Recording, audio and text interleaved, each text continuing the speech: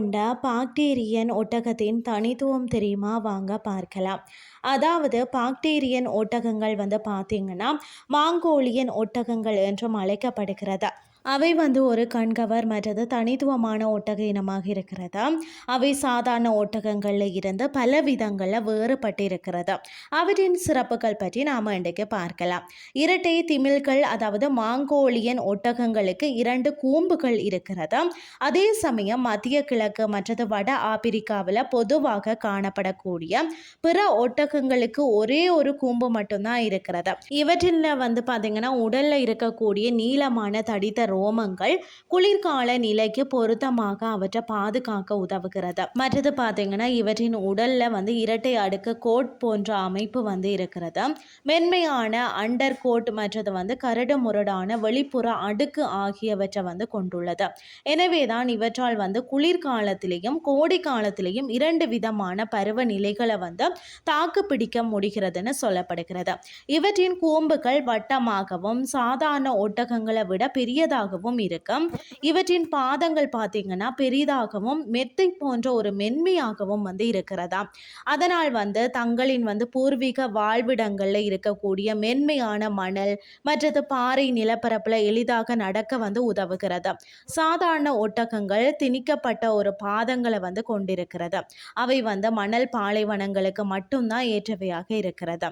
மற்றது பார்த்தீங்கன்னா மாங்கோலியன் ஒட்டகங்கள் பாலைவனங்கள் மற்றது புல்வெளிகள் உட்பட மத்திய ஆசியாவின் கடுமையான குளிர்கால நிலைக்கு நன்கு பொருந்தி வாழ்கிறதா. அதே போல பார்த்தீங்கன்னா வெப்பமான கோடை காலத்தில் கூட தீவிர வெப்பநிலை கொண்ட சூழல்ல கூட தாக்கு பிடித்து வாழ்கிறது. ஆனால் பிற ஒட்டகங்கள் பார்த்தீங்கன்னா வெப்பமான வறண்ட பாலைவன சூழலுக்கு மட்டுமே ஏற்றவையாக இருக்கிறது. மற்றது ஒட்டகங்கள் பார்த்தீங்கன்னா 6 முதல் 8 அடி உயரம் வரை இருக்கிறது. 1000 முதல் 2200 பவுண்டுகள் வரை எடை உள்ளதாக இருக்கிறது. இவற்றின் கூம்புகளில் கொழுப்பை சேமிக்கிறதாம். தண்ணீரில் உணவு பற்றாக்குறையாக இருக்கும் காலகட்டத்தில் இந்த கொழுப்பு ஆற்றலாக அவை மாற்றுகிறதாம்.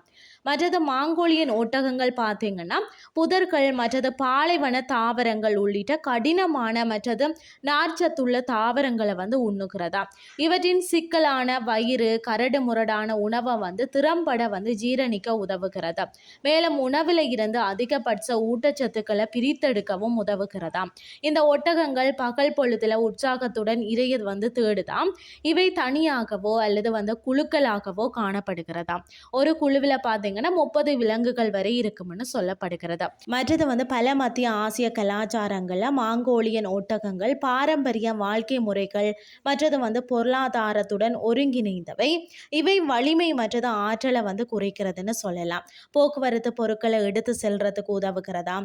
சவாரி செல்றதுக்கு பயன்படுத்தப்படுகிறதாம்.